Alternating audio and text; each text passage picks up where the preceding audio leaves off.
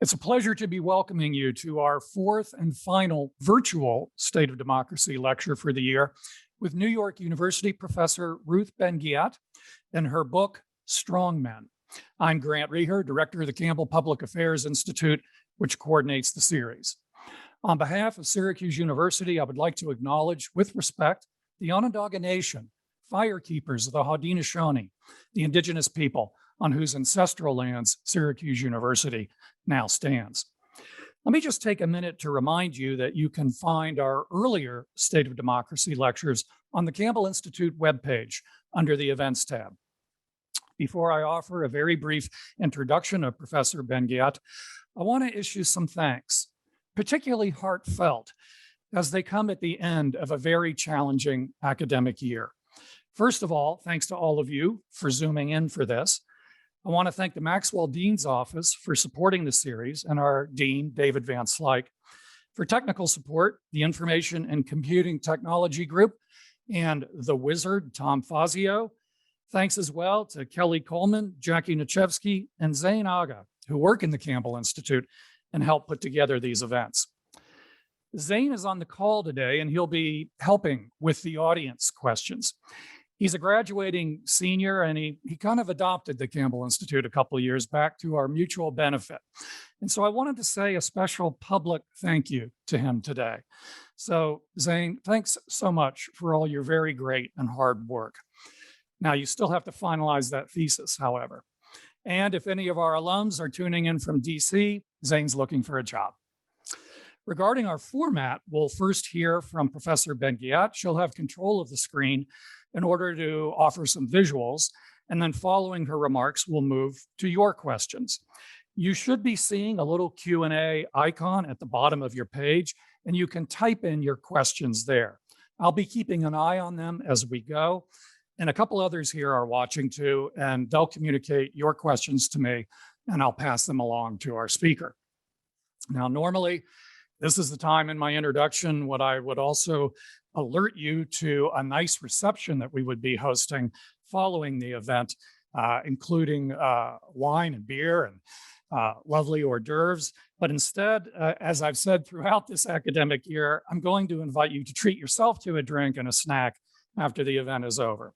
Let me now briefly introduce our speaker, Professor Ruth Ben-Ghiat. Ruth Ben-Ghiat is a professor of history and Italian studies at New York University. She's been studying and writing about Italian fascism for decades, publishing such previous works as Italian Fascism's Empire Cinema and Fascist Modernities, and has now broadened that inquiry to look across the globe and over the course of a century to identify a common type of authoritarian leader, the strongman.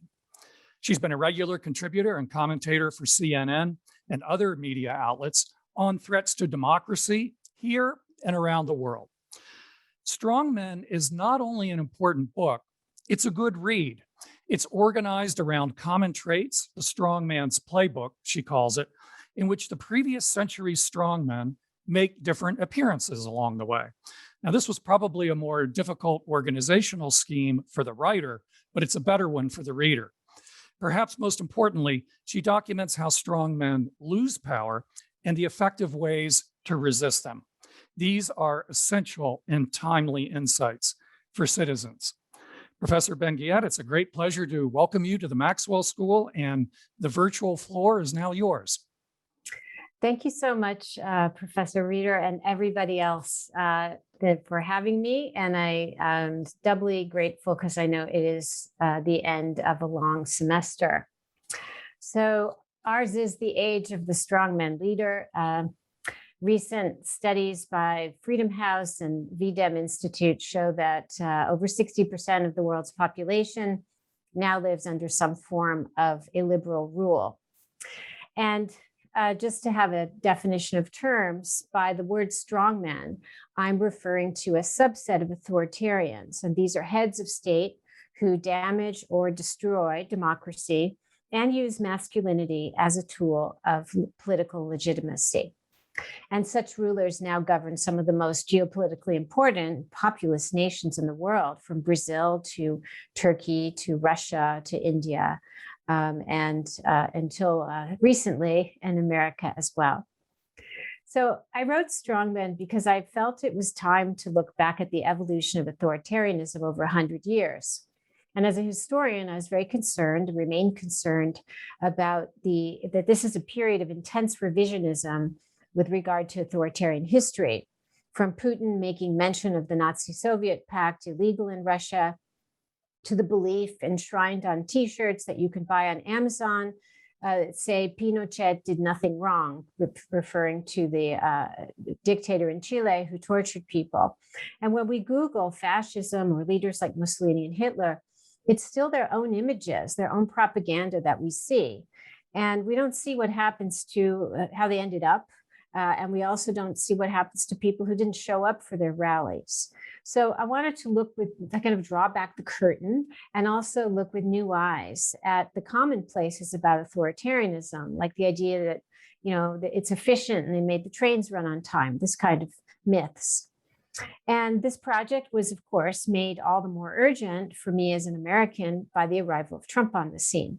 So it's the first book to put Trump in historical context. And it's structured around 3 periods of strongmen rule: the fascist era, the era of military coups, and what I call the new authoritarian age that starts the fall of the Cold War.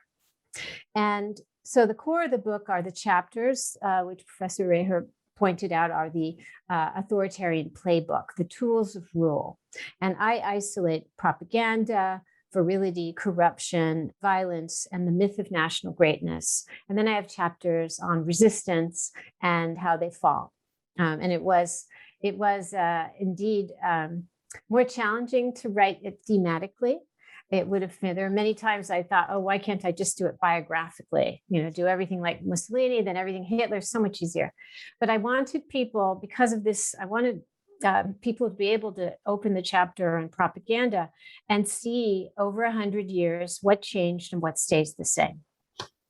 So I also want to make clear, it's not a work of comparative politics. So I'm not saying that Bolsonaro or Trump or Putin is another Hitler. It's an account of the evolution of authoritarianism from the age of one-party states to today's electoral democracies. I also made a decision so it doesn't become an encyclopedia. I'm a historian of fascism by training, and so it's mostly right-wing authoritarians. And there were a couple of reasons I did this. One was to have a through line. I look at what happens after the fall of fascism. So you have neo-Nazis and neo-fascists who go to Franco's Spain. Franco's a protagonist. Then they go to the juntas, they go to Pinochet's Chile, and you have the echoes of this in the far right today. I do have Gaddafi, who's very much a man of the left there because he's very connected to Mussolini and to Berlusconi.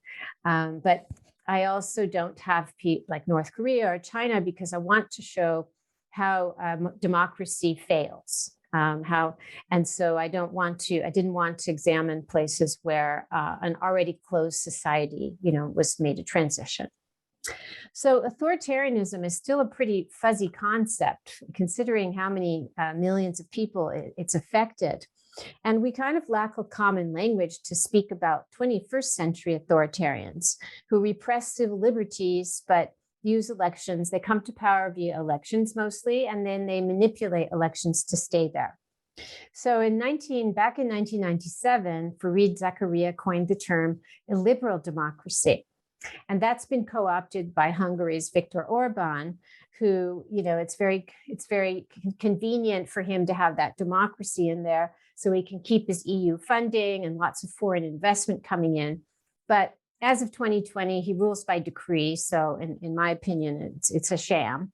Other terms are, hybrid regimes, electoral autocracies, or new authoritarianism. So what I wanted to do is also look at the baseline things through this tools of rule so we can kind of better understand authoritarianism in its core. And one thing that endures from Mussolini up to Putin is they all establish forms of personalist rule. And personalist rule is when enormous power is concentrated on one individual whose own private financial and personal interests come to shape foreign and domestic policy. So foreign policy, for example, gets kind of privatized with these personal deals between these autocrats weighing more. And there's a lot of secrecy because, of course, authoritarianism is the death of transparency and the death of accountability. And loyalty to the leader and his allies, rather than expertise, are the primary qualifications for serving the state. And personalist rulers can be long-lasting rulers because they control patronage networks that bind people to them in relationships of complicity and fear. And Francisco Franco, I like to say he won the dictator sweepstakes because he lasted, 36 years, and he actually, died of natural causes in his home country. And he was definitely a personalist ruler. He made all political activity cohere around his person. So the beginning of the strongman's journey is remarkably the same over a century. An individual appears on the political landscape who seems to stand for something new and grand. He's skilled in the arts of self-presentation and emotional manipulation, and he captures the hearts and minds of millions, telling them he will clean up the country, various versions of I'm going to drain the swamp, I'm going to be a reformer. Soon he's embraced as a savior who will bring order to a disordered world. And yet, day after day, he courts the most extremist and criminal elements in society, pardoning many of them so that they can ply their skills on his behalf. So this paradox of claiming to be law and order and then enabling and institutionalizing lawlessness is at the core of authoritarian rule. And such leaders always use from the very start the myth of national greatness, and they enchant people with a utopian vision of what the nation might be. So it's forward looking. At the same time, though, they also channel nostalgia. So the slogan, it's never make the nation great, it's make the nation great again. And the again is very important. And every ruler has had his own version of the again. So for some, it's been fantasies of reviving a lost empire. And Mussolini was on the most solid ground with the Roman Empire. And there was vast archaeological excavations, all kinds of activities around reviving the Roman Empire. Erdogan in Turkey says he will bring back the Ottoman Empire. That's a very big theme. Bolsonaro hails Brazil's military dictatorship. And Trump had a kind of vaguer fantasy of returning to an age when male authority was secure and women, people of color, and workers knew their places. So I'm going to share my screen now, start talking about personality cults. Okay. So this is just from the Proud Boys rally. And this is the American articulation, very important. You have the Confederate flag, but it's also a global outlook. And that gets erased sometimes from talking about American extremism. It's embedded in a global framework. So here's the ubiquitous, their Spanish and Portuguese versions, Pinochet did nothing wrong, which both justifies the torture because did nothing wrong by torturing them because they're criminals, but also whitewashes authoritarian history. So personality cults are essential to the functioning of the strongman rule. And this is the personalist rule. For a century, the leader has been depicted in this kind of double frame. So on the one hand, he's a man of the people. That's very important.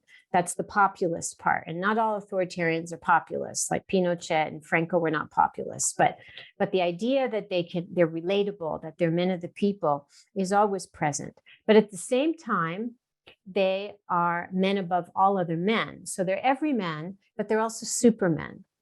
And they don't just represent the nation like a democratic leader, they embody the nation. So literally their physical body, their self, and bears the sorrows and the dreams of the people. So here's a billboard, one of many, a huge billboard of Gaddafi. And you see that, so this reads, with you we embrace greatness. And it's the voice of the people. And of course, he came to power via military coups. So it was a He always said, the people are bringing me to power. But he's also looking toward the heavens, if you see his dictator sunglasses, and as though he was receiving divine inspiration. And I interviewed people who lived in Libya under Gaddafi, and he became more theatrical as he got older. And he was in power for 42 years. It's just a crazy amount of time. And he would stop in the middle of his speeches and very theatrically look to the skies as though he were, receiving divine inspiration. So the everyman and the Superman, and the divine blessing bestowed on the leader so that only he knows how to fulfill the potential greatness of the nation, and Hitler had this too, is a consistent theme of personality cults, so that they're there by the will of God. So former White House press secretary Sarah Huckabee Sanders said, quote, God wanted Donald Trump to become president. So this divine mission. And a paradox, or an irony rather, of strongmen history is that it's often the most profane and not pious individuals like Mussolini and Trump who make deals, that very enduring deals with religious institutions. So Mussolini, who was an atheist and anti-clerical, made peace with the Vatican, and Trump, who we all know his past is not exactly a pure one. He's embraced by Orthodox Jews and by evangelicals as kind of a savior. And he's delivered for both those groups. So personality, here. So this is an example this is a pro-Trump artist. He's done a lot of work. You can go to his website. And the context for this is the kneeling of NFL Colin Kaepernick scandal for the right. Respect the flag. But what I'm showing it to you for is that you see how Trump is not just representing the nation, he has taken unto himself the nation's suffering at being humiliated.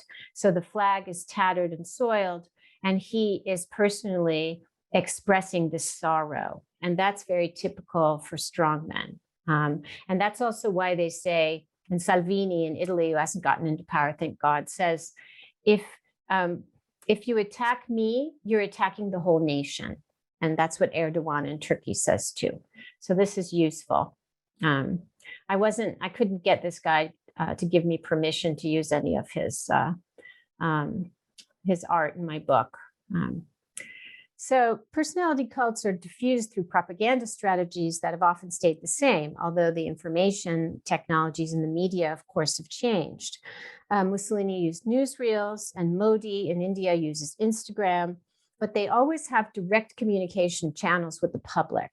And the communication codes and celebrity cultures of film, TV, and now digital storytelling shape the leader's self-presentation as omnipotent and infallible. And so this is classic. Mussolini is always right. And this was a slogan. You would see it around town.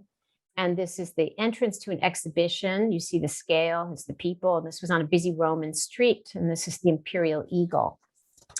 And Mussolini was the pioneer of all of this. And his personality cult developed in the 1920s, and along with Lenin's. But what was interesting is Lenin's developed when Lenin was dying in 1924. And then there was a few years before Stalin consolidated his power in 1928. So it was really Mussolini who had the continuity through the 1920s alone of developing the first modern personality cult. And the launch of the star system in Hollywood influenced his image and his marketing. And film was silent in the 1920s. So Mussolini knew how to gesticulate. He knew how to project through his gaze. He had these crazy penetrating eyes, exaggerated gestures. And this made him a star. And he also used his body in ways that no head of state has done since him until Putin, where he constantly stripped his shirt off. He was, in his bathing suit in the summer. He was skiing shirtless in the winter.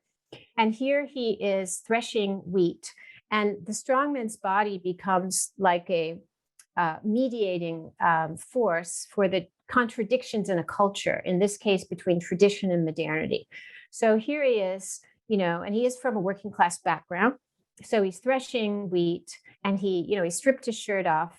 So he's, quote, like the peasants, but he's wearing, to distinguish himself, he's wearing these like state-of-the-art goggles and this kind of semi like navy cap. So he's tradition and he's also modernity, and then he's using his body in a kind of sex symbol way. So he set the tone for all of this. Now, rallies have been a favored means of contact, but and here we have very interesting color photo of Hitler looking at his crowds from the back in 1933. But whatever the mode of communication is, the strongman has always turned politics into an aesthetic experience with him as the star. And at his peak, and here's, sorry to show you this, but so, Mussolini had his own body. Trump has to borrow other people's bodies. So this wasn't even a retweet. This actually directly emanated from his Twitter account, where he photoshopped or somebody in his circle onto Rocky Sylvester Stallone's body. So we will get off of that. Thank you. And at his peak, he is everywhere. And so they're omnipotent, they're infallible, and they're omnipresent. And Modi is extremely sophisticated propagandist, and he Instagrams his life. He also has his own app. And here in 2014, when they had the elections, he used holograms to speak to hundreds of rallies, or up to 100 rallies, actually, in 2014 simultaneously. So here he is as a hologram. Whatever the medium, a paradoxical truth holds. The more skilled the leader is at this artificial mediated politics, the more he seems authentic to his admirers, and the more they feel a personal connection with him. So this goes back. I found in my research that many of the most successful ones came to politics with some background in mass communications, or they had an innate feel like Modi of how to work the crowd, for lack of a better term. So strongmen think that they can do it all alone, but they're nothing without their enablers. So my book is not just about the leader, but about the people who keep him there, who get him into power and keep him there. And elites are the most important enablers of the authoritarian because they give him his start. And they are often afraid of losing their class or gender or racial privileges. So they back these people, bringing them sometimes into the system, thinking they can control them. And as he solves their problems, like, conservatives thought they could use Hitler and Mussolini to control the left. And then, of course, the tables get turned. And this is true even sometimes in situations of coups, where they don't run for office, they just have a coup and they're there. But in Chile, after the coup, it was still important to have the support of the Christian Democrats, who were the conservatives in this situation. And Eduardo Frei Montalva, the head of the Christian Democrats, he was on record as saying, well, they're going to restore order, and in 6 months, they will return to democracy. They will give up power. And of course, that didn't happen. And later, he started speaking out against Pinochet, and he was poisoned. So that's a kind of a morality tale of this dynamic. And the GOP played this role with Trump. So these authoritarian bargains that elites strike, and there's a lot of good political scientist literature on this. When people sign on to work with them, a sad tale is that they tend to stick with the ruler no matter what he does or says, through gross mismanagement, through impeachment, through insurrectionary behavior, through losing wars. It takes a lot for them to defect. And elite defection is, of course, something that doesn't always occur, but it occurs usually only en masse, only at the very end. So all of strongmen, most of them use this divide and rule practices. They to prevent anybody else from gaining too much power. So they pit people against each other, their underlings, and this produces governments which are very dysfunctional, full of conflict and upheaval, and they're often reshuffling their governments. And if you were aware of what Trump was doing, the kind of revolving door, constantly hiring and firing, this is a classic thing that all personalist rulers do. Mussolini did a complete reshuffle every 4 years. And even people who might seem very stable, like Pinochet, he reshuffled his government something like 49 times in 17 years. So if you work for a strongman, it is dangerous to be too competent or popular. So they also, as part of this, construct inner sanctums around themselves, and they're composed of flatterers, family members, and cronies. And I have a paragraph on sons-in-law from Mussolini up to Trump, or Orban and Erdogan have their sons-in-law, and they're very important because you keep the corruption with the loyalists. So that's why family is almost always involved with Gaddafi, with Mobutu. And so they shield him from any counsel that conflicts with his will to make reality what he needs it to be. And none of this serves the leader well. So he becomes isolated in a cocoon with craven subordinates around him who are afraid to tell him the truth. And it reinforces his worst tendencies because their characters, unfortunately, are quite similar across time and space. They have hubris, they're arrogant, they're paranoid, they're vengeful, they're highly insecure, which is why they do the things about divide and rule and inner sanctums that I described. Over time, they come to believe their own propaganda, and then they make really bad decisions. So authoritarian history is full of projects and causes championed by the ruler out of pride and megalomania and implemented to disastrous effect. And sometimes these are grandiose infrastructure projects, and sometimes they're military conflicts. So here's a quote from Mussolini, who said, "I follow my instincts and I am never wrong." And then he entered Italy into World War II in 1940 against the advice of almost all of his generals. And it's really interesting, when he was removed in 1943, so the Allies, the war went badly and the Allies landed in Sicily, creating a crisis. And so his Grand Council that he had appointed and created met in a very fateful night in July 1943, and they removed him. And he came to work the next day as though nothing happened, because he couldn't believe that his underlings would have done this to him. And then the king summoned him and arrested him.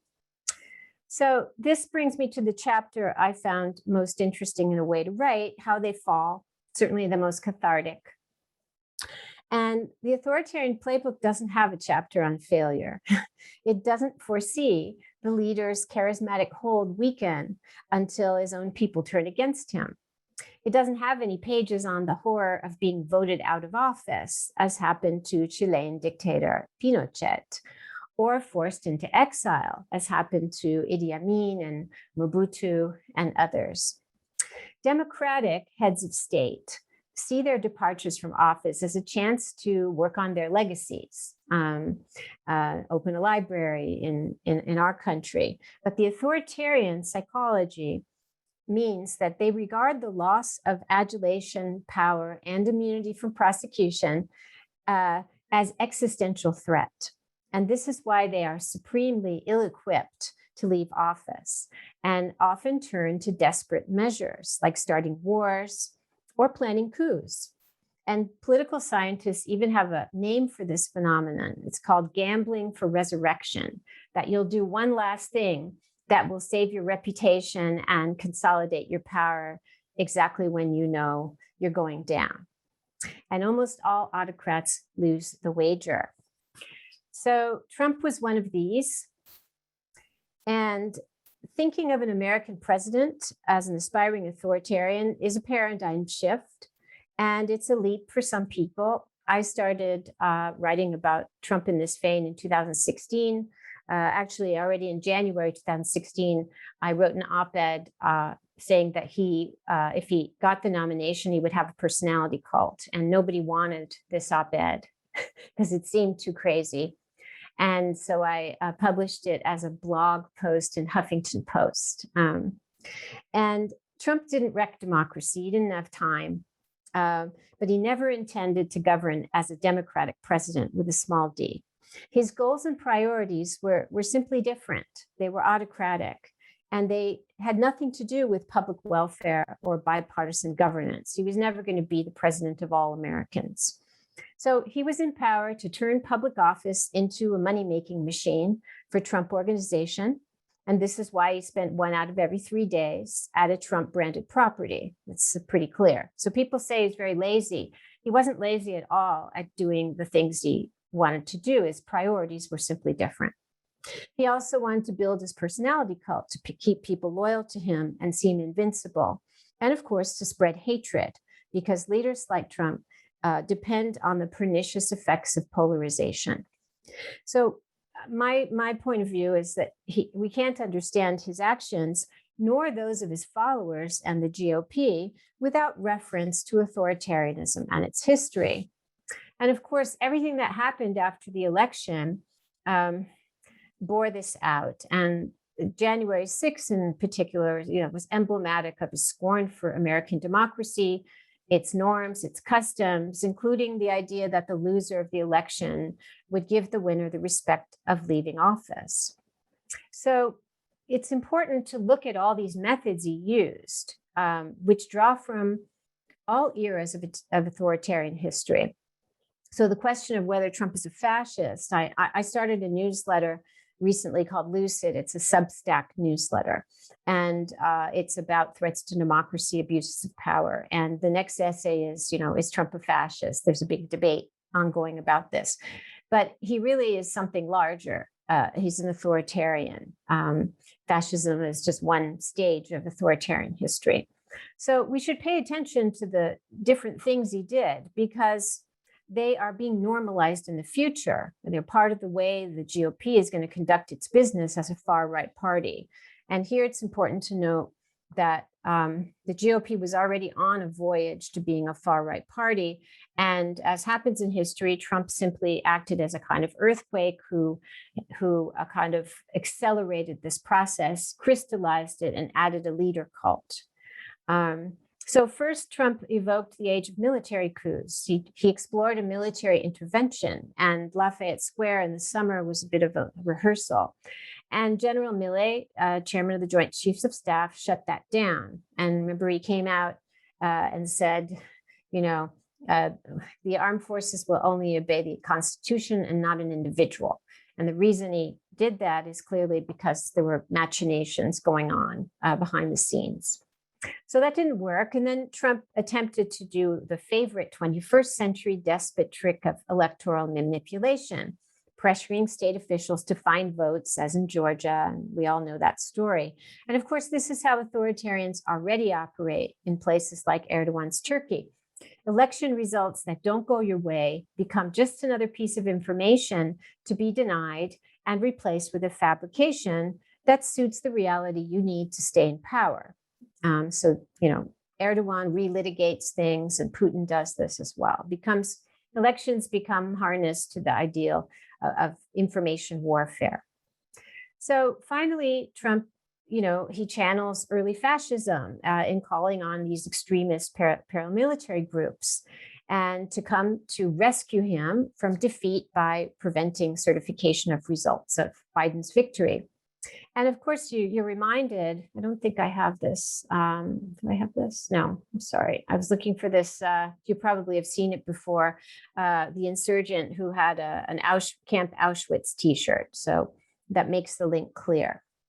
And, for followers of authoritarians, and Trump devoted a huge time in cultivating his followers. He held over 150 rallies in his 4 years, 40 of which during the pandemic.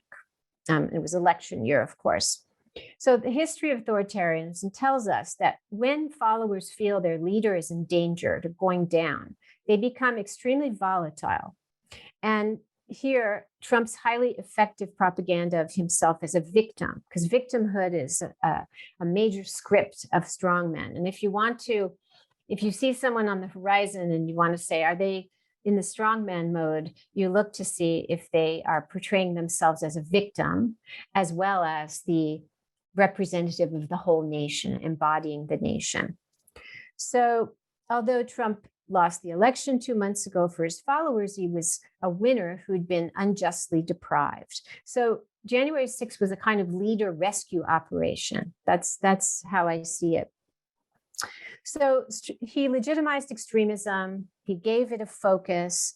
And of course, the goal now is to create chaos. So the Biden administration seems incapable of keeping order. So yesterday, Mike Pence, tweeted that the whole point, what's going on now, the 100 days of Biden is about empowering the radical left.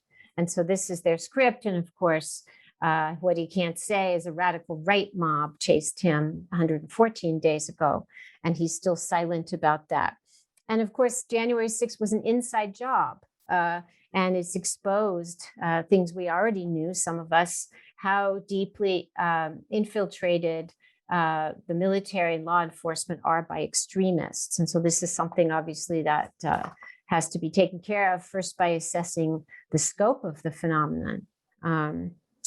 And so the danger to our republic is not just external to the establishment, it comes from within the establishment. So to conclude, if there's a silver lining in all of this, it's that leaders like this, and Trump included, leave a roadmap of potholes and weaknesses in our democracy. And it's really important that Biden is emphasizing the autocracy versus democracy as a theme. He's got it in all of his major speeches. And in the next years, America will continue to be a premier case study of the clash between the two. So building bridges with those who voted for Trump and reaching out to those who didn't vote at all will be essential, especially given this GOP onslaught of voter suppression laws at the state level. And there's a core of Trump voters who will not be reachable, but I believe there are others of the 74 million who maybe didn't care that much about Trump, but voted because they believed the propaganda about, quote, socialist apocalypse coming. And with all that Biden is doing, there's a very good chance that 6 to 9 months out, when they see that socialist apocalypse has not arrived and that there's been results with the pandemic, et cetera, this group might be persuadable. So we can't give up trying to reach out and build bridges. And we've also seen how important local politics is and community organizing. And I think faith will be important in future democracy protection. It could be civic faith, the patriotism, or it could be religious linked organizing, like the work of Reverend Barber and others. And I think we should have faith because I'll conclude with a positive note that we accomplished something that very few countries do. We interrupted a process of authoritarian capture that was going on. And we voted him out in November against formidable obstacles in a pandemic and with voter suppression and threats. And that is something to feel good about and build upon. So thank you.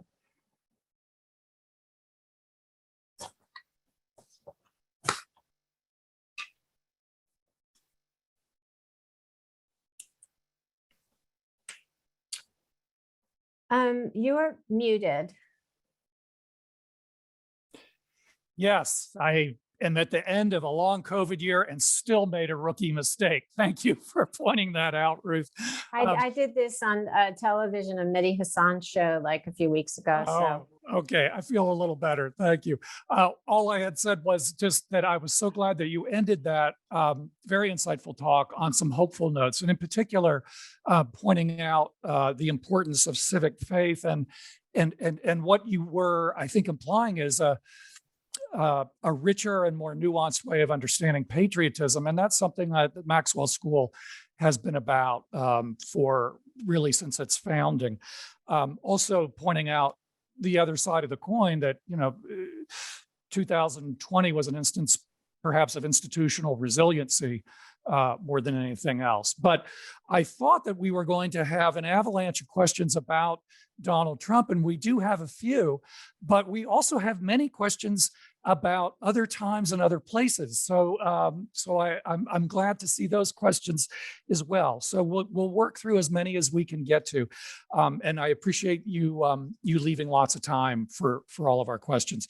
First of all, there was someone wanted to remain anonymous, but wants to take you further back than 100 years, and to ask you, do you see patterns, if you've looked at this in any kind of a deeper way, of in the earlier times in Europe of feudalism and in serfdom, or in Napoleonic imperialism, that there are earlier versions of something that might look like a strong man there as well?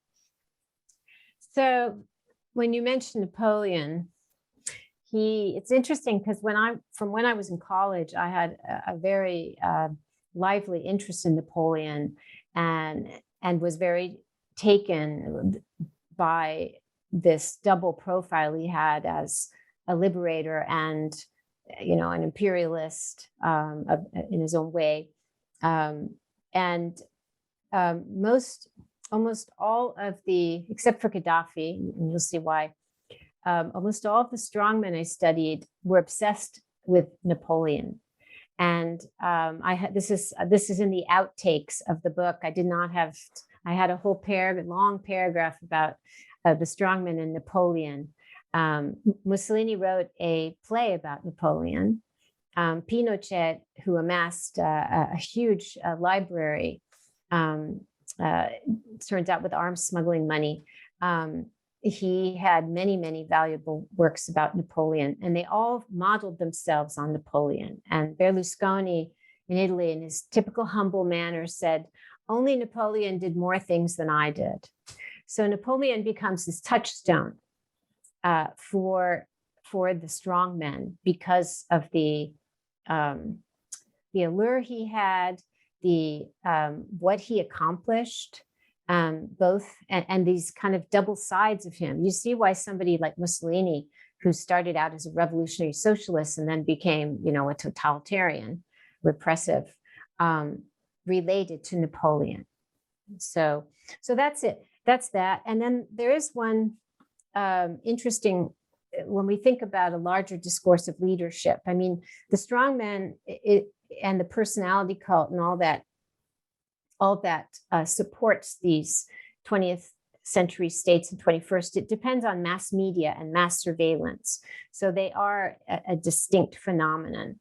But there are things, for example, in early modern France and England, there was this idea that the king and queen, some kings and queens, had a healing touch, that their bodies were special.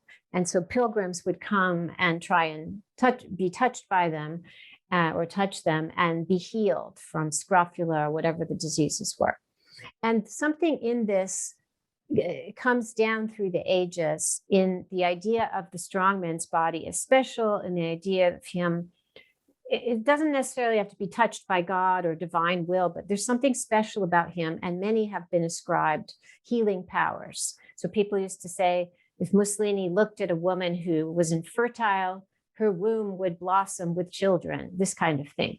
So there are these remnants. And so, in fact, you see the strongman appeals in a culture at times like after World War I, when there is like a decline in the status of authority, when elite authority feels threatened.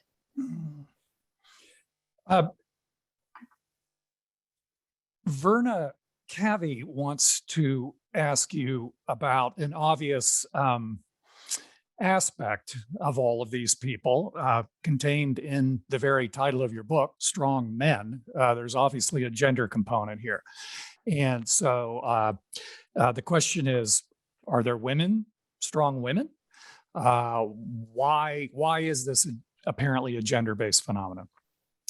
So yeah, both in the introduction and conclusion, I talk a little bit about this when I'm talking about criterion, So there have, of course, been women, Margaret Thatcher, Indira Gandhi, and Golda Meir, and I'm only keeping to, the modern ones for reasons said before, who did illiberal things, or who, like Thatcher, was known as the Iron Lady, who had Right. certain personality characteristics that are like these guys.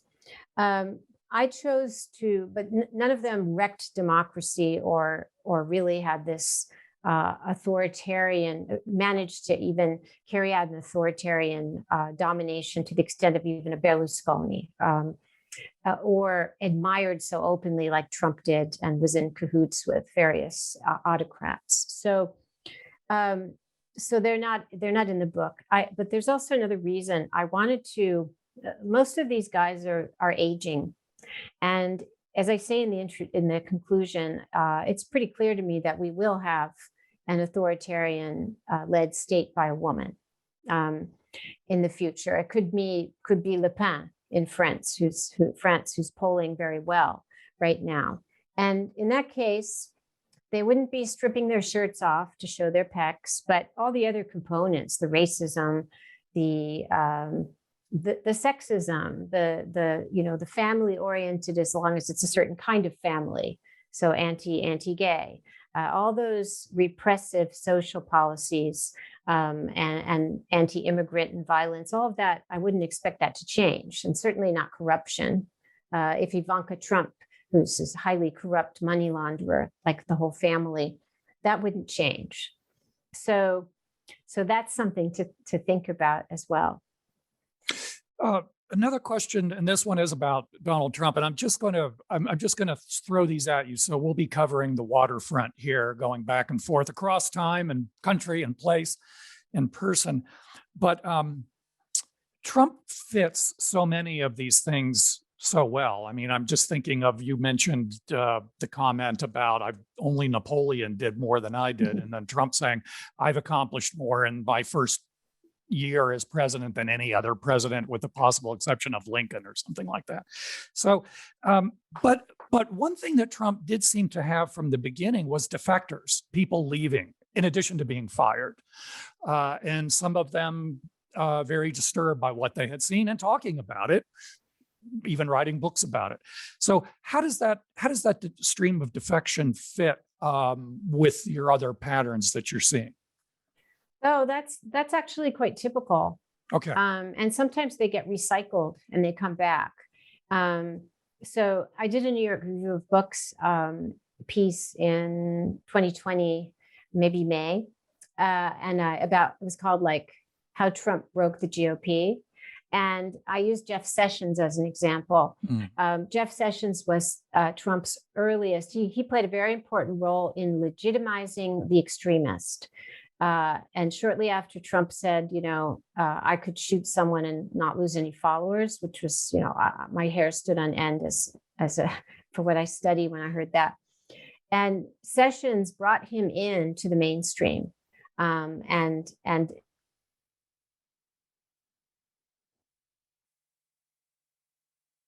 now I think we may have lost Professor. Appeared at his rallies. Trump even said 2016. Oh, I don't know how much. Anyway, so you may have lost something I said, but so yes. Sessions was his enabler, and then Sessions went against him and wouldn't collude with him, and got fired. And then Sessions came crawling back to try and be in his good graces and never went back into government. But Mobutu, for example, there were certain people who were hired and fired and hired and fired again, put into exile, and then come back. And it's just it's not that uncommon for people to exit, to be humiliated and exit, and then come crawling back. Because when you have a personalist style of rule, if you want power, everything passes through this one guy, and you have to humiliate. And the logic of humiliation is very, very important. So you try and get back in their good graces by humbling yourself further. But of course, that only leads the leader to despise you all the more. So it's a very sad phenomenon, and almost every leader I've studied has people who exit and come back, and by the end, they never end up well. Let's put it that way.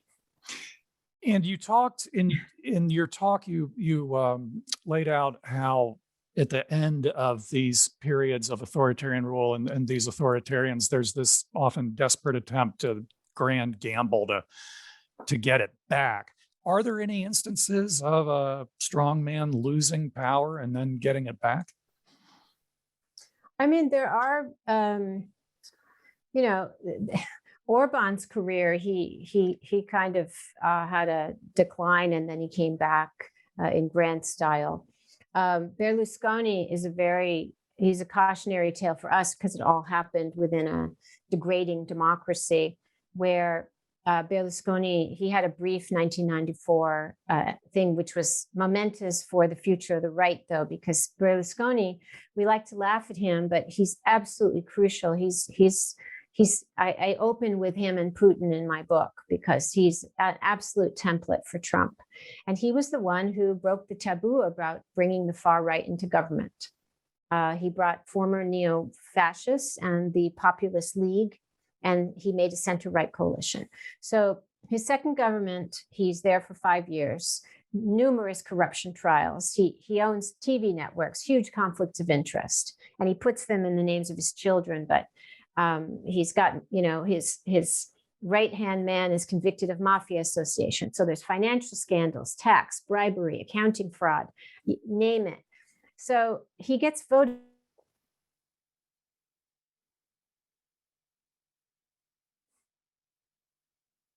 out, which not for this thing, in 2006, he got the nation and then he didn't live up to it. But the center left comes in, and this is a cautionary tale.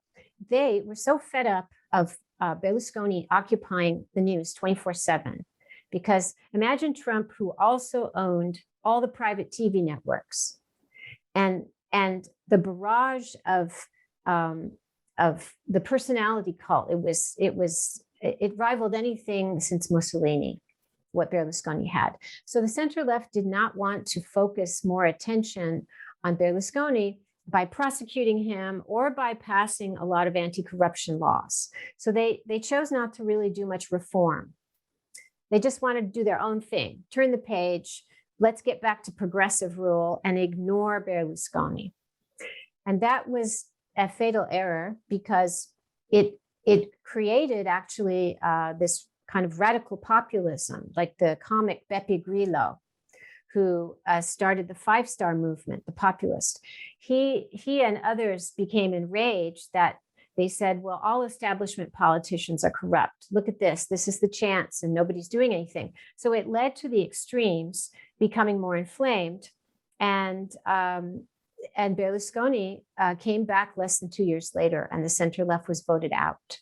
Mm. And when he came back, he was way more corrupt, if that's possible, way more fawning with Putin. He did for Putin some of the many things, enabling him, legitimizing him, just like Trump did. So it's a very important cautionary tale for us. Well, yes, and just to make it crystal clear, then what you're saying is you're giving advice to the Democratic Party. It sounds like that it's important to continue to talk about President Trump and not just try to turn the page, which is some of the rhetoric that we're seeing from President Biden.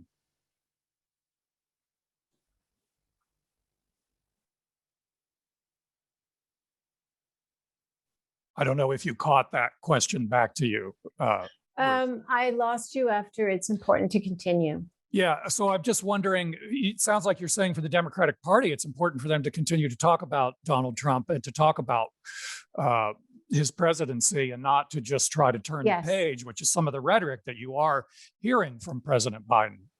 Correct. Yes, and for viewers, apologies, but there's a windstorm here and the internet's a little unstable. This is actually the first time in all my many events that I've had this.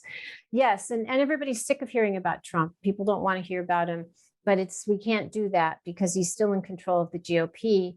And if we don't address the things that he did and the GOP did, with him, then that's a mistake. Well, in kind of that vein, but looking at different elements of what have become the different pieces of the coalition for the Republican Party. Carl Newton wanted to ask you, in comparison to Chile's Christian Democrats, the USA evangelicals seem to have greater tolerance for deviations from democracy and less interest in standing up to Donald Trump, when you would think that some of the things that he has said and some of the things that he tried to do would be against those values. So do you have thoughts about that? Yeah, I mean,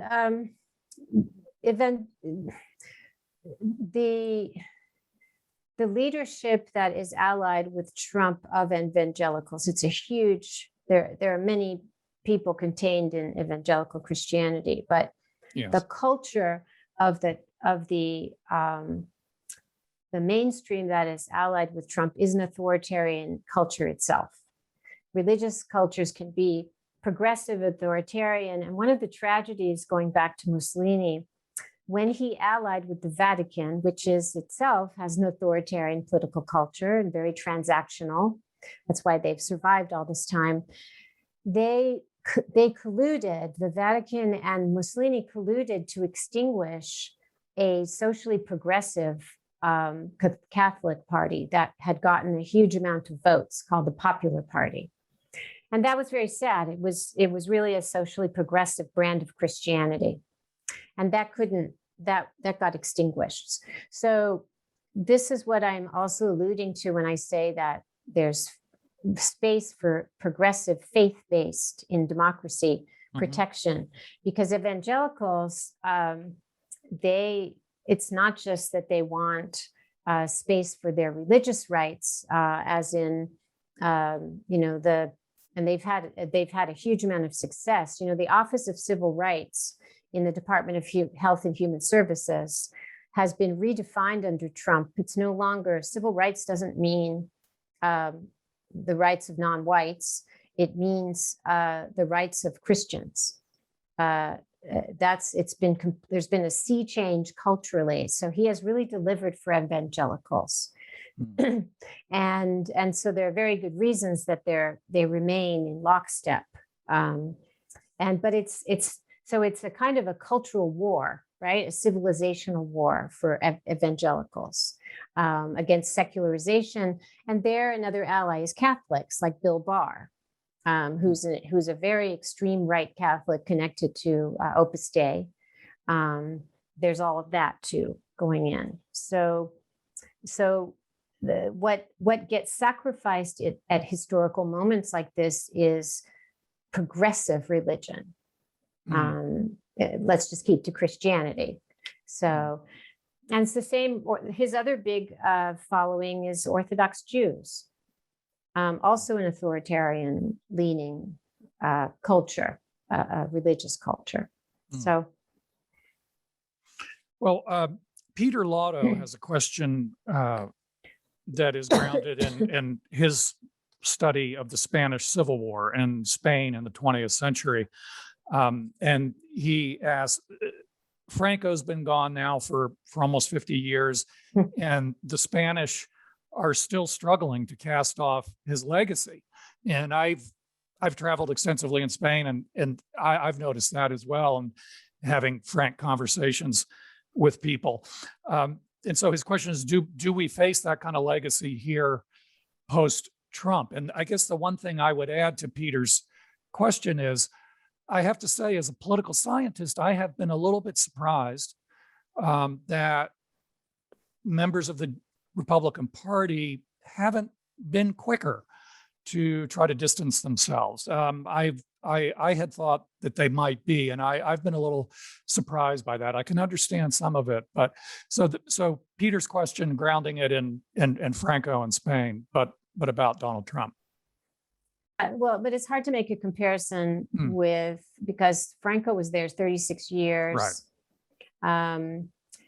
And the price of the transition from Franco rule was very interesting, because the price of democratic transitions, quote, peaceful transition, was this pact of silence, where you weren't supposed to talk about the crimes of Franco. And one of the parts of the book I found most moving, I actually burst into tears at the end of writing this page, was the stories of, because you couldn't talk about Franco's crimes, you couldn't talk about all the people who disappeared into mass graves.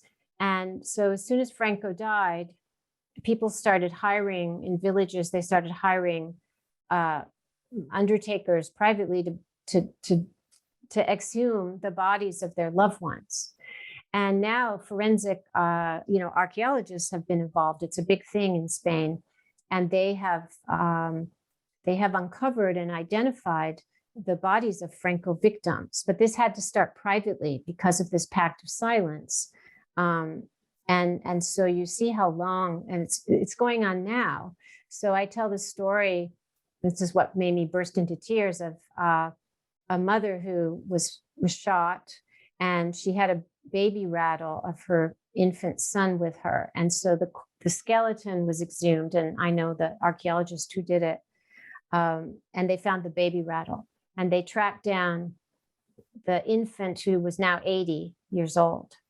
And he didn't want anything to do with it. It was too painful. But his daughters reached out. So through journalists, it was an involved thing.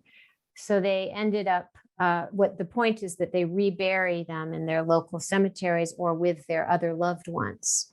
So it's a closure that's taken all these years because of the pact of silence, taken decades. And he was presented with the baby rattle. This was, I think, 2019, and he was then 81 or 83. It's very, very moving. Yeah. So we don't have anything comparable to this. However, it indeed has been, it's not shocking to me, but January 6th in particular was an out for the Republicans. Because Trump's gone.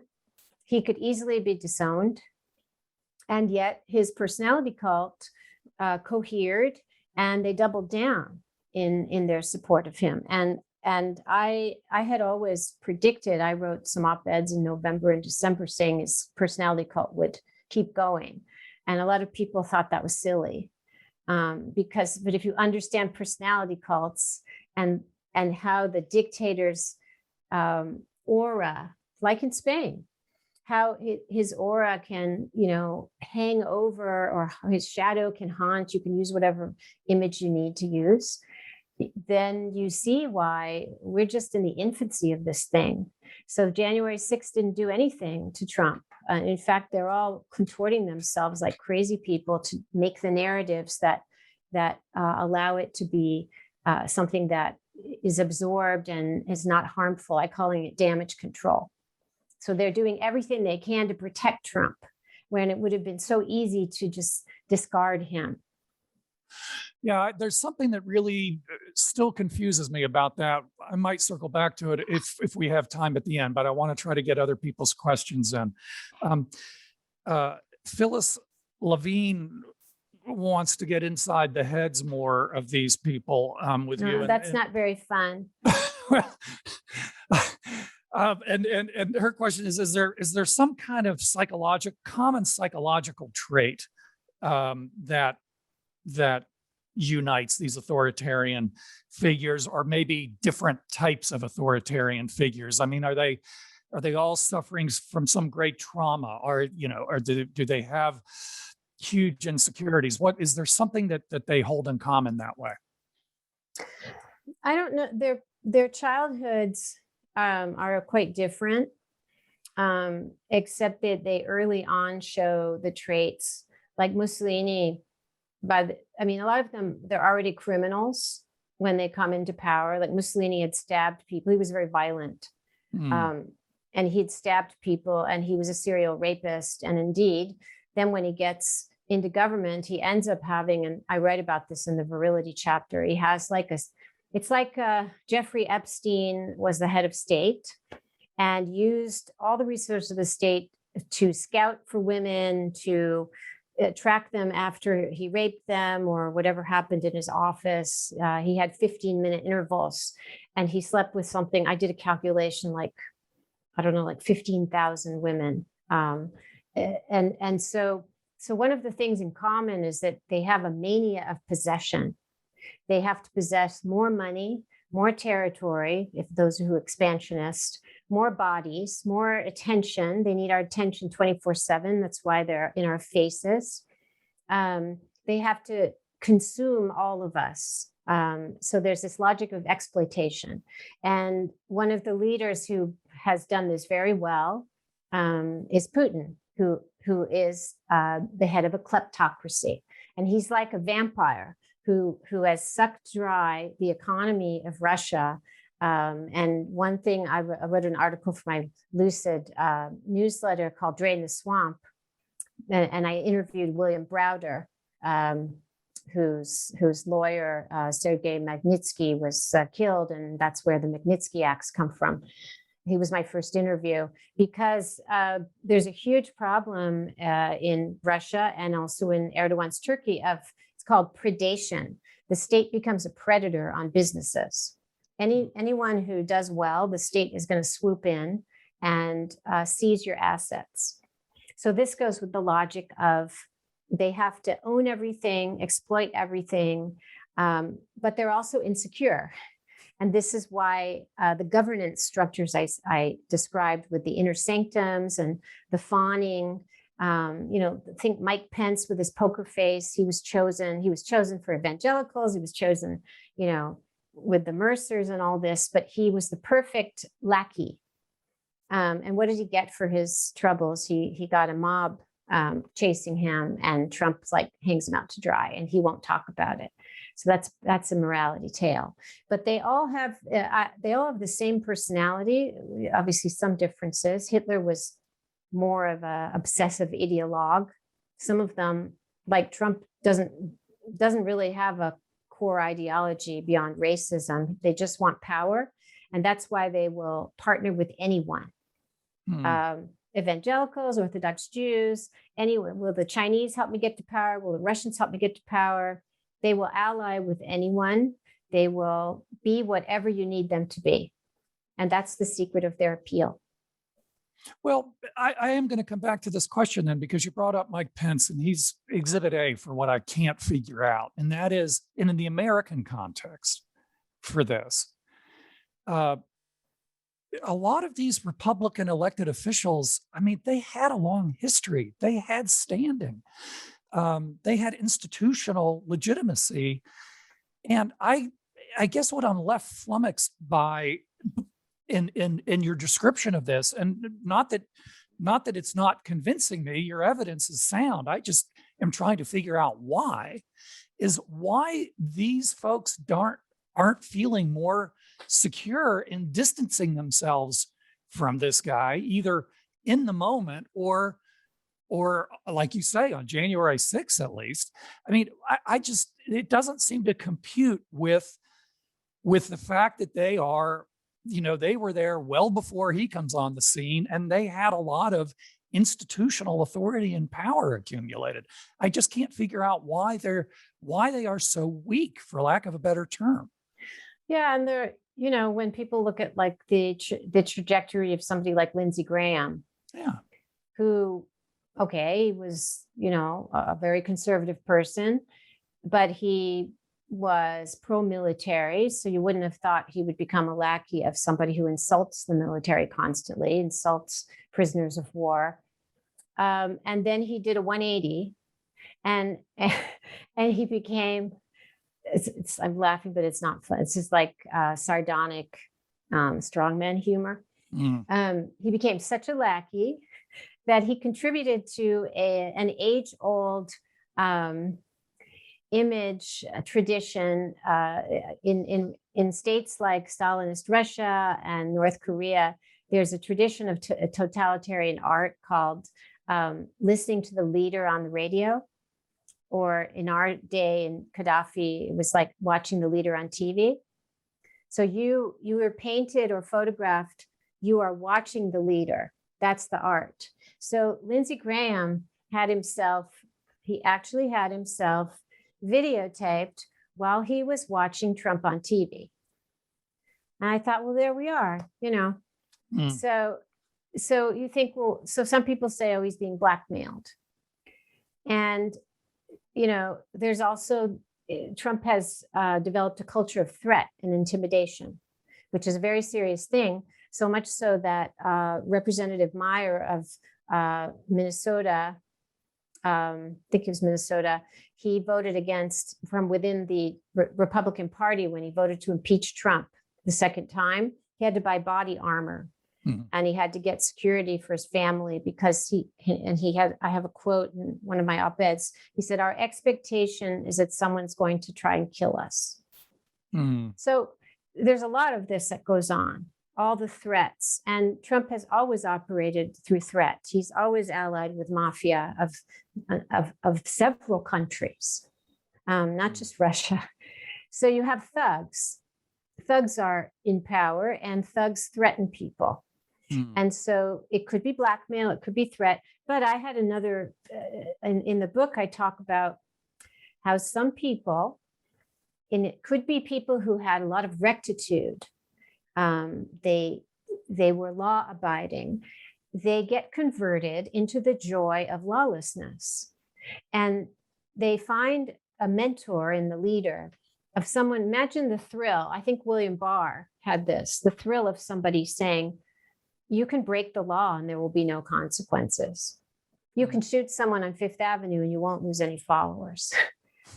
And they become, and you see this in other countries too, people who were quite law-abiding, they become enablers of lawlessness. And they become drunk on this culture of no accountability and power. It's power. I'm thinking of Poe, Edgar Allan Poe, and the notion of the imp of the perverse, but that attraction, that intoxicating attraction of engaging in that kind of behavior. So it's gonna be different for every person, right? And we don't know, and it's very sad that these people won't speak out, and it's doubly heinous that like Mike Pence is getting $2 million for his book, and then he's staying silent. When honestly, this collective psychology part of this shows, and the history of how these things crumble, it wouldn't take that many people of the level of Pence and Graham, et cetera. Exactly. That's what's very sad. Yeah, that's the part I can't figure out. Well, we're going to go to France now, and Rami Jackson has a question about France and Macron. As he shifts more right, limits academic freedom, free speech, cracks down on France's Muslim population, would you consider Macron to be a strongman? I don't think he's not trying to wreck democracy so far. So, but all these things are on a continuum, and he's always been, I remember some years ago, that I think it was L'Express, they had like the cult of Macron, right? He is in his own way a personalist ruler, the glamour and all of that stuff, the chicness of him and his wife and all this. But he's an interesting example of someone who is being moved to the right by the popularity, I think, of Le Pen. As the electorate shows that it wants more of that, or that's at least it's polling that way, he is responding by becoming more conservative in certain things, and other things he's always been like that. So it's very interesting. These people sometimes ask me if I think Andrew Cuomo is a strong man. I did. I asked you that on the radio program. Yeah, you did. That's it. I wasn't going to say it was you. You were going to call me out. Okay. All right. Sorry. I outed myself. No, it's good. And they're different. I mean, Macron and Cuomo, very different levels of power and stuff. But these syndromes can exist in multiple political contexts. It's just, I try and, if they're not, there are ways that he is, that Macron is obviously the things that you mentioned, repressing civil rights and the way he's been with protests that are heading in a non-democratic, he has non-democratic elements, whether he is going to do the menu of things, actively use masses of disinformation, and kind of do all those other things remains to be seen. So I think right now I would say no, although he has this personality politics and personalism. So Diana Biro, one of our real stalwarts for our lecture series over the years, has a question about Russia and Putin in particular. She notes that he has growing domestic problems, seems to be losing support, especially with increasing exposure of his high living lifestyle and the corruption of his inner circle and close cronies. What future do you see for Putin? And what would it take to topple him in Russia? And what I would add is, if he is toppled, is that a moment of even higher risk for the United States? But go ahead and wrestle with that one. Yeah, in my book, which I had to turn in the summer of 2020, I actually say that the latest thing he had done then was to amend the Constitution so that he could potentially rule till 2036. And I think the sentence I have in the book is that it's a sign of weakness and not strength, because his trust and popularity polling was in historic lows. So that's the logic. They get exposed as more, they become more and more repressive. This is the logic of authoritarianism. They become more radical and more repressive, and then their popularity sinks. And so it's a cycle. They have to become more repressive. So they use more disinformation, more repression. And you see, what he's doing to Navalny now, which is another sign of his defensiveness. I'm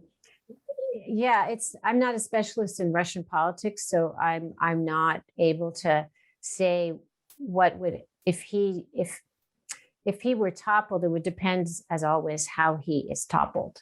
If anything happens to Navalny, who's like dying every day, more heading toward death, there would be massive protests. But last time there were, there's been these cycles of massive protests, and it's led to Putin becoming more repressive. But it's not clear if it would all depend who gets in, whether it's more of a, and it also depends who's in power. If the GOP is back in power when it happens, they're all, it's not just Trump. Trump is a case in itself because of his business, but we have not heard the full story of how enmeshed many people in the GOP are with Russia financially. It's a vast partnership financially. All the people, even minor players like Rex Tillerson, all the oil politics. Why was he put there as Secretary of State? He didn't last long, but he had received an order of friendship from Russia. These people they have invested in the Putin regime in different ways. So it would depend who's in power here. We're coming short of time, but I want to try to squeeze in a couple more questions if I can. And this one from Eric Rogers, it's kind of in the vein of, aside from that, Mrs. Lincoln, how did you like the play?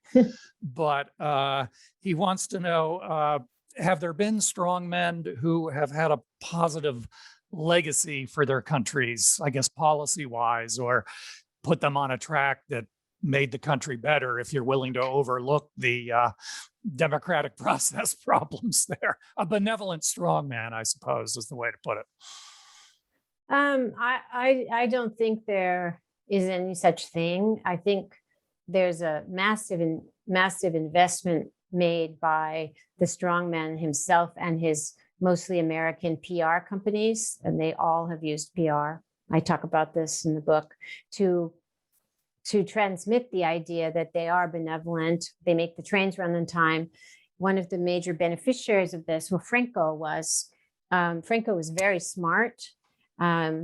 He managed to shed the taint of fascism and become the perfect Cold War client. And he hired innumerable American PR firms, and he employed what people would today call influencers in the travel industry, like Conrad Hilton, to come and market Spain as stable. Why was it stable? Because people were in mass graves, but stable and good investment. And of course, the other famous person was the person who admired Franco, Pinochet, who was put there, as we know, by a US-backed coup. And so a lot of activity by the think tanks and all the people we know, Jean Kirkpatrick and all kinds of people, to say that neoliberalism had brought stability. And you could invest. And one of the reasons I wrote the book was to bust these myths of this business. So when you look at Pinochet, for example, people don't talk about neoliberalism causing major bank failures and recessions in the early 80s. So much so that had to bail out dozens of major banks. Well, we don't hear about that. We just hear about the other part. So I don't think personally there is I don't think that repressing people's rights and not allowing freedom of assembly and opposition to exist, there's nothing benevolent about that. Eric Barnes has a question about the strongmen and whether they have any shared characteristics regarding their intelligence levels. Are these men typically pretty smart, above average intelligence, or where, is there any commonalities there that you've found? That's a really good question. So one of the myths is that they're these geniuses. Trump said he was a stable genius. So sometimes they tell you themselves that they're geniuses. But there is this kind of myth about them being genius strategists, and instead of Hitler and instead of Putin. And instead they are very smart in a street smart way. I think I say in my book that they have the smarts of a con man, because they are con men, or a criminal, because they are criminals. And they're supreme opportunists. They really understand when there is a window of opportunity to move. And that's where we go back to the alliances with anybody. And also they'll say anything to anybody. So they're like crazy like a fox. They are extremely, so some of them are like Mussolini was extremely smart and he was very well read in multiple languages. Pinochet was average. His wife used to say, his wife was the daughter of a senator and she grew up with elites. And she used to say that she never thought he would make it past the rank of colonel because he just was like solid, but average. So it really depends. And a lot of them have these niche, like Berlusconi truly was, he was a genius of television. He knew everything. He privatized Italian television himself. So they have these niche skills. And Trump is an extremely skilled propagandist. Really, we will appreciate that more. He bamboozled everybody because he is extremely dangerously skilled at telling people what they want to hear, at optics. The White House photographer who took pictures of every president since Reagan said when it was time to do Trump, there was nobody else who came close to the level of detail that, and it took him over twice as long. He said some of them were in and out in 5 minutes. Trump was like half an hour because he has a real skill at appearances. And so they're not dumb in any way. They just don't, like Trump doesn't have book intelligence. They have other kinds of intelligence. Well, this will be the last question, but it's from me, and it comes out of what you just said there about talking about their IQs. I also wonder, thinking about 2016, whether these men get lucky too at certain points in their careers. I mean, Trump's win in 2016 was there was luck there, in addition to other things. I mean, he had to run the table in a number of states where he won by very small margins, and so you could run that, run that again 100 times and he doesn't win. So is there any kind of luck involved in this for these people? I don't know if I'd use the word luck because their skill is to know how to exploit windows of opportunity that other people wouldn't go there, such as the Reichstag fire. So Hitler gets appointed, right? He's very popular.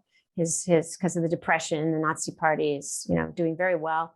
But he gets appointed by these conservatives, and then he's there, and then the Reichstag fire happens. So you could imagine, we're not supposed to do counterfactual history, but somebody else might not have taken advantage of the Reichstag fire to do what Hitler did.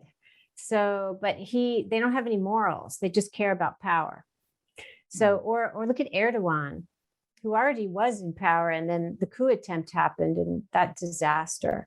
So he turned an event that was distressing to him into a power grab. So I think that luck, any politician can have luck, but it's what you do with it. And their lack of morals is very important because they will simply do things that other people wouldn't do. So I lied. I'm going to ask one more question if I could, and then we'll end. It's back to Trump again, and it's this. There's another narrative of him becoming president, which is to kind of view him as almost like an accidental president. And there's been some writing that he wasn't expecting to win, wasn't planning to win, that this was really a way to build up his brand for his businesses, and so it's kind of an instance of the dog catching the bus. And that explains, in addition to other things, a lot of the chaos in the beginning, certainly in the beginning of his administration. But the narrative of the strongman is more one of someone that really is planning to get to that point. How does Trump play out there for you in that regard? Yeah, there is a little. He didn't expect to win, but he also worked extremely hard to get there. He held innumerable rallies. He held more rallies than most presidential candidates. You can't credit him. It's more Jared Kushner and other people. He put resources into the digital marketing. I saw something that Andrew Marantz wrote an article in the New Yorker. It blew me away. Said that he interviewed Brad Parscale, who's now disgraced, or maybe he's another example. Maybe he's not disgraced anymore. I can't keep up, but he was disgraced. He was in charge of the campaign.